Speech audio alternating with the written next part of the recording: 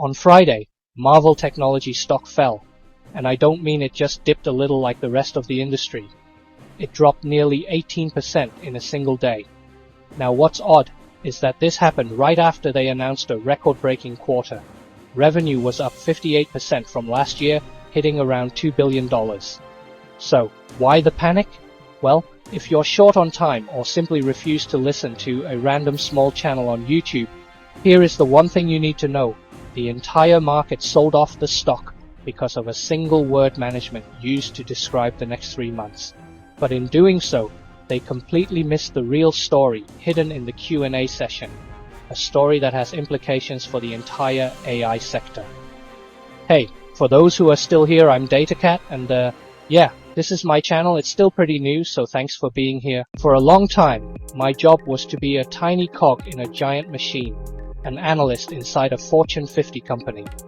My life was basically swimming in spreadsheets and trying to translate convoluted corporate speak into something that resembled plain English. I'm an introvert, so I'm not really one for the spotlight. I don't think I'm close to being qualified, so no course selling here.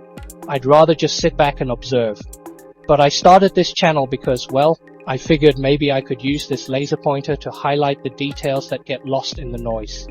The things that Wall Street doesn't really want you, the retail investor, to look at too closely. So hitting that like and subscribe button would mean a lot to me. Now let's get back to Marvell. To really understand what happened, you have to appreciate the mood on Friday. The last day of August was a rough one for the entire tech industry, a broad sell-off. But Marvell got hit especially hard. On the surface, their results were great. As I said, $2 billion in revenue. They did technically miss their earnings per share target, but by the tiniest of margins. They reported 67 cents per share, and the expectation was for 67.3 cents. That's a rounding error. That is not something that causes an 18% collapse. The real reason for the drop was one specific part of their forecast. Their guidance. Management came out and said that their most important business segment, the data center business, would be flat in the upcoming quarter. In the world of high-growth AI stocks, flat is the new down. The market is pricing these companies for perfection and explosive growth. So hearing flat is like a cat hearing the vacuum cleaner turn on. Instant panic. The executives used classic corporate jargon to soften the blow, of course. They said the business was experiencing some lumpiness and that they expected a temporary digestion period.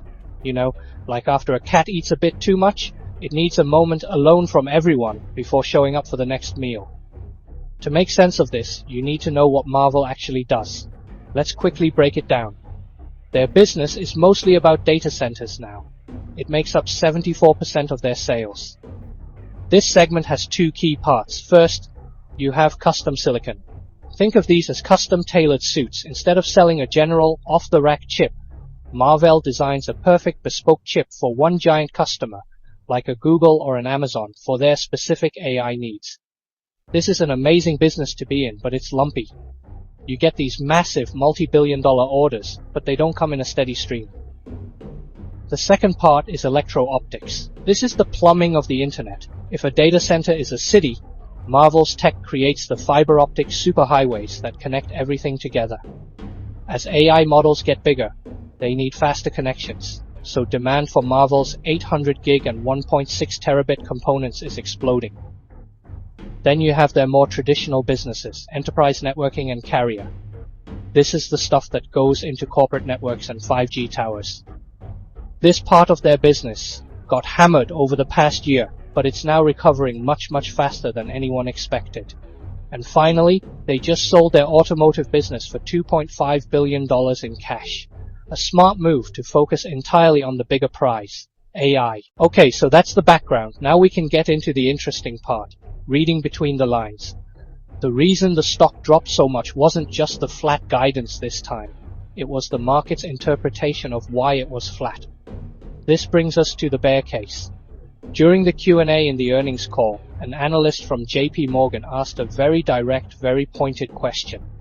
He referenced what he called a deafening pace of noise coming out of Asia. The rumor was that a competitor had won the contract for the next generation 3nm chip from Marvell's main custom silicon customer. This is a killer question. He was essentially asking, did you just lose your most important piece of future business? And the CEO gave a complete non-answer. He said, and I'm quoting here, commenting on just the individual sockets at this point is only probably increasing the noise level. Let me tell you, from my years of listening to these calls, that is a massive red flag. An executive who is confident in their position would have shut that down.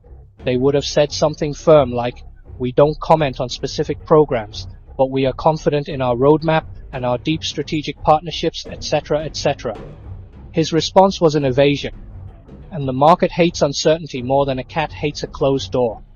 In the high-stakes game of custom chips, you are in a head-to-head fight for these multi-year, multi-billion-dollar deals.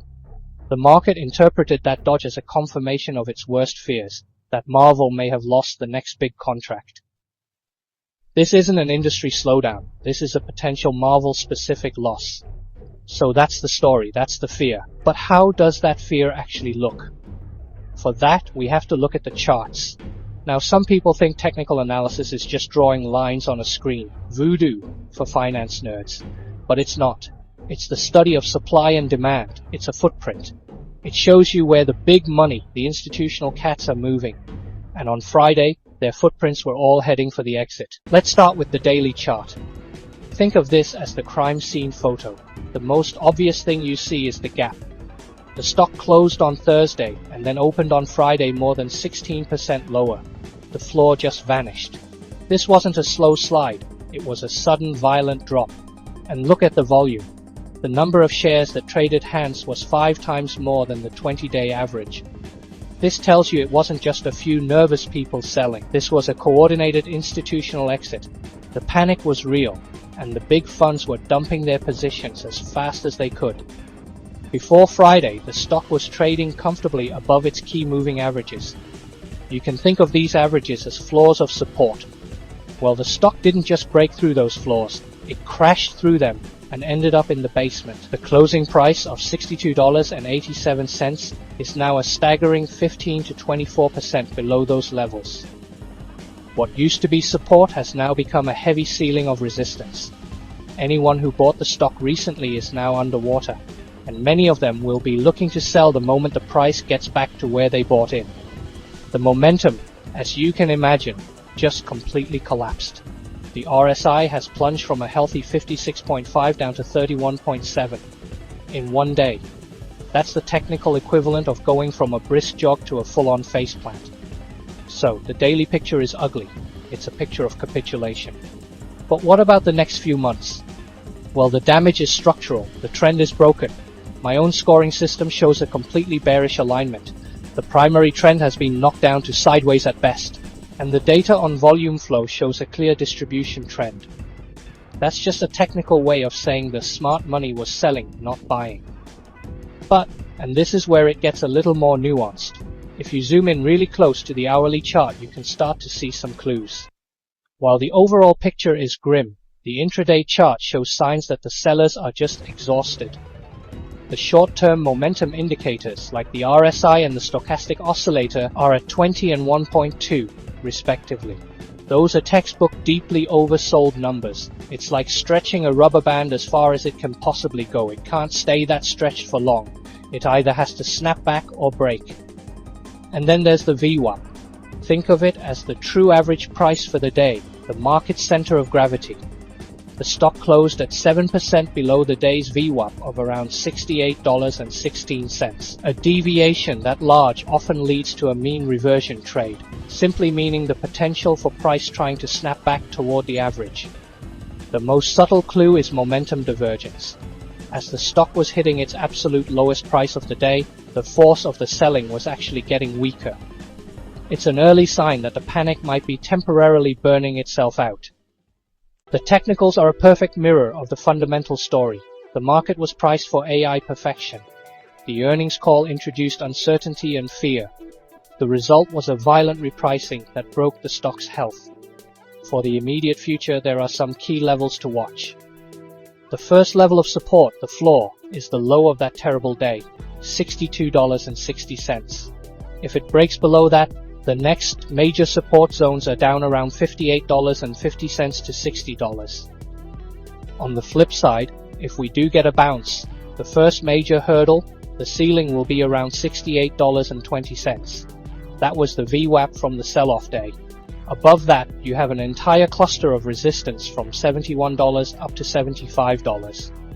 And the ultimate ceiling, for the foreseeable future, is around $79. That's the bottom of that massive gap down. It would take some incredibly good news for the stock to even think about filling that gap. So, my conclusion here is to treat any immediate strength with a lot of caution. A bounce from these deeply oversold levels is technically probable, but it should be seen for what it is: a counter-trend rally inside a newly broken trend. It's a technical reaction, not a fundamental recovery. For this stock to become attractive again for the long term, it needs to prove itself. It's in a show-me state now. It has to stop falling, absorb all this selling, and patiently build a new foundation of support over weeks, maybe even months. The technicals are waiting for the fundamental story to give buyers a real reason to step back in. So, that's the technical picture, and honestly it's a mess. It's a story of fear winning the day. But is that the entire story? Well, it might not be a complete doom and gloom scenario. First, remember those traditional businesses?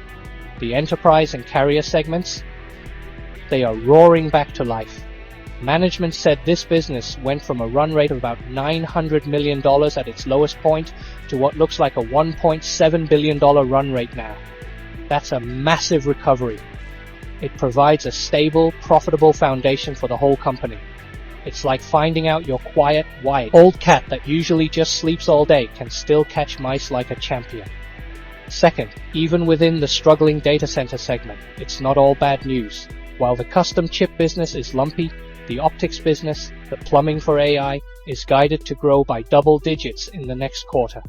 This is critical. It proves Marvell is still a fundamental piece of the AI build-out. No matter who makes the main processor, they still need Marvell's technology to connect everything at high speed. And finally, let's not forget the $2.5 billion in cash they just got from selling their auto business. That's a lot of catnip. It gives them a ton of flexibility. They can use it to buy back their own stock, which helps support the share price, or they can acquire smaller companies to make their AI portfolio even stronger. It was a shrewd strategic move. So you have this battle. On one side, you have the market's fear, focused like a laser on one potential customer loss and 1 quarter of flat guidance. On the other, you have a recovering core business, a booming optics segment, and a pile of cash. The question you have to ask yourself is which story will matter more in the long run? I'm curious to hear what you think. Is this a classic market overreaction, or is that evasive answer from the CEO a sign of deeper trouble? Let me know down in the comments. I read all of them. And if you found this breakdown useful and you want to see more deep dives that try to look past the noise, maybe consider subscribing. It would mean a lot to this channel. Alright, that's all I've got for you on Labor Day. Happy holiday. I'll see you in the next one. Alright, DataCat out. Stay sharp and stay safe out there.